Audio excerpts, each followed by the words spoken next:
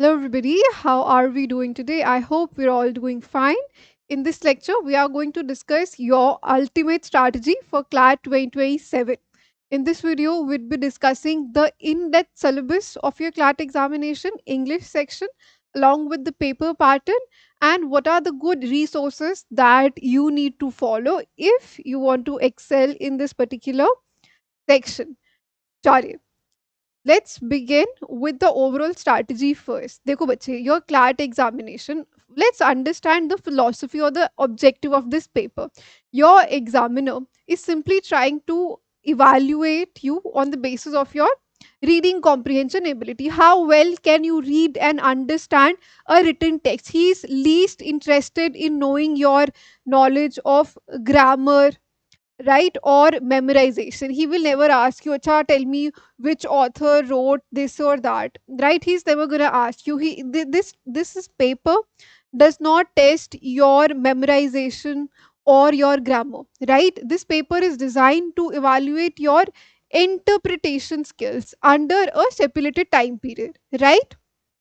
After that, even in the english section even in the english section, the examiner is trying to evaluate your reasoning skills, right? When you read a passage, can you reason out why did the author said that, right? Or what is the meaning of so and so things apart from the literal meaning, right? So he want to know, can you think critically, can you read between the lines, right? The examiner wants you not just read efficiently, but read between the lines as well.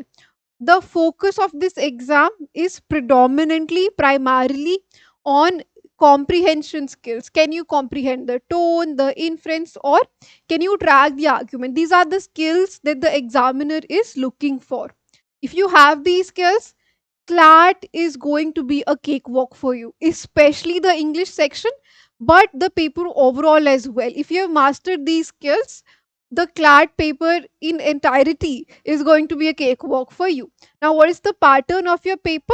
Very simple. You have reading comprehension passages followed by multiple choice questions, right? That have four options and one correct answer.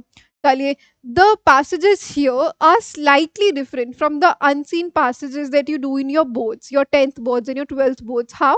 They are more inference heavy, less factual, right? The questions are less about the facts, more about the inference and understanding. And answering is generally both concept based and your elimination based. You should know some elimination techniques to answer the questions correctly. Charlie, now what are the sources? Where does the passages typically come from?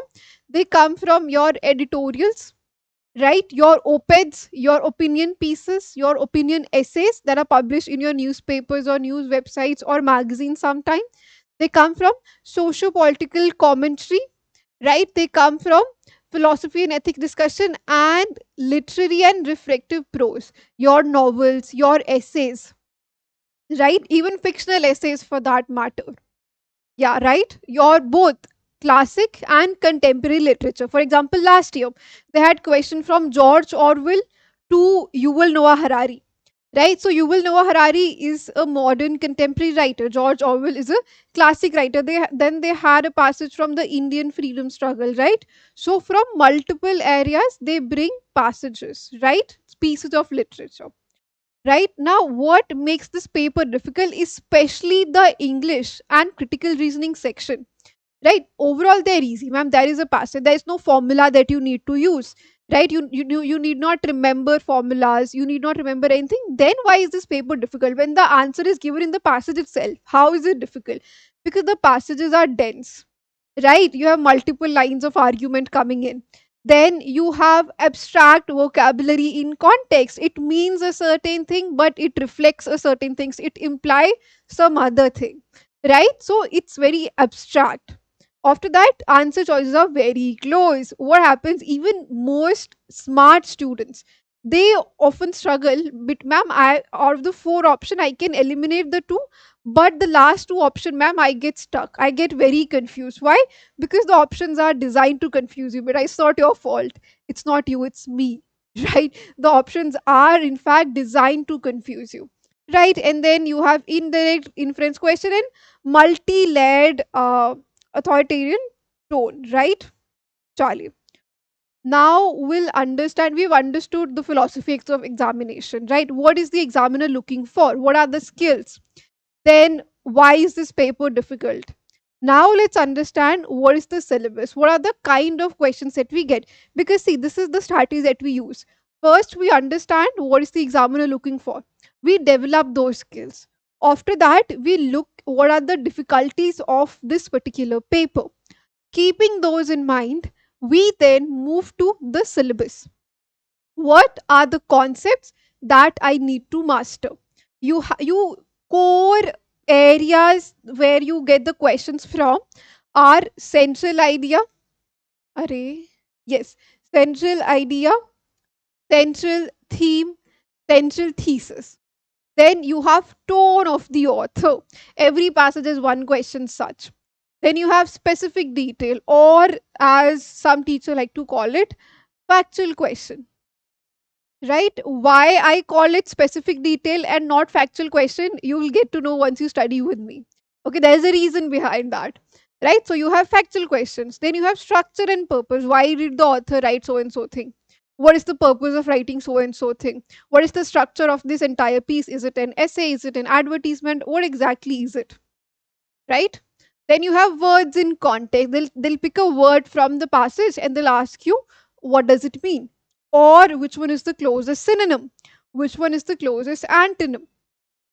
Now, this is not literal meaning of the word, the implied meaning, right? We call it words in context. Then you have figure of speech, right? Poetic devices.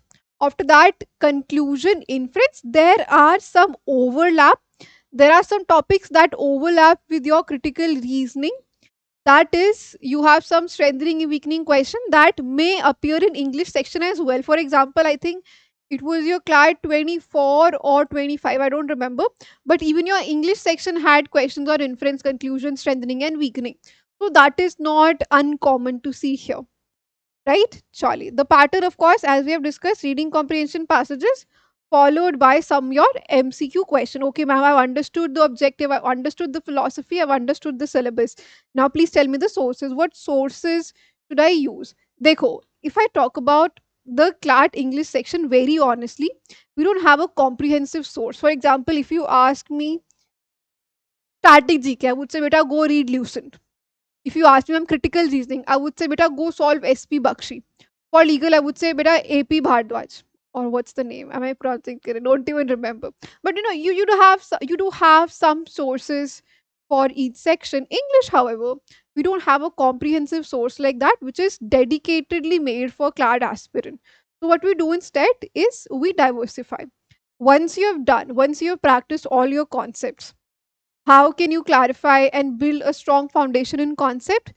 You can use YouTube videos, right? That even we keep posting lots of free content on YouTube.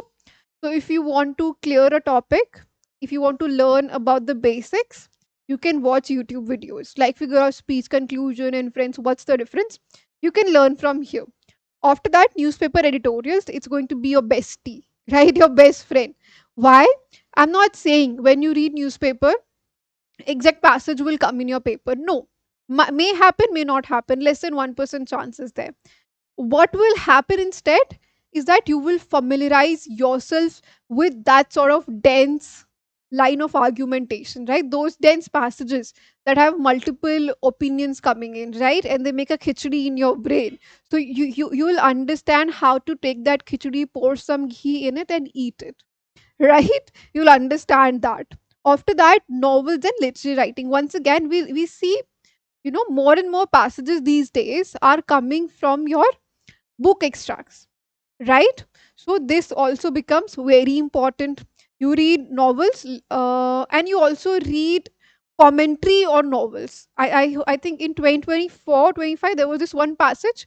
It was not from a novel, but a commentary on novel. So essays and commentaries also become important here, right? And if you want to practice questions, you can go with GMAT guides websites, right? But they have three levels: easy, medium, difficult. You stick to the easy level, right? They have score ranges, right? They have multiple score range, this to this, for example 350 to 360, like that. They have score ranges, so you stick to the easy and moderate ones, right? This is also going to be very helpful for you, right, bache? Now when you read, whenever you practice, focus more on reading for the tone and structure. Don't try to memorize the facts or details, right? Read for the structure, right? You can use GMAT reading comprehension for inference and close option. How do you eliminate practicing? I think this is one of the best. Or you can also use CAT material, right? But that's lengthier. CAT material is very lengthy. That's useless. Okay, I mean, yes, if you want to practice good concept, you can brush up. GMAT, if you filter out only the easy ones, passages are shorter also, right? And you need to work on your vocab beta, right? For vocabulary, I'll have a separate video. I'll have a full fledged session on how you can work on your vocabulary and improve it for CLAT examination.